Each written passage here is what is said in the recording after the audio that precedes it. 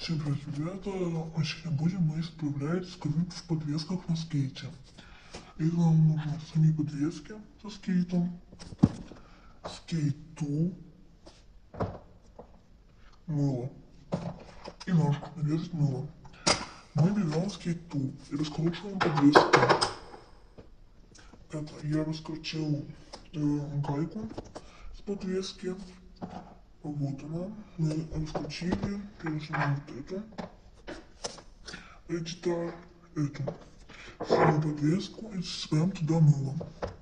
Мы крошим мылоканцелярским ножиком, сыпаем туда и все.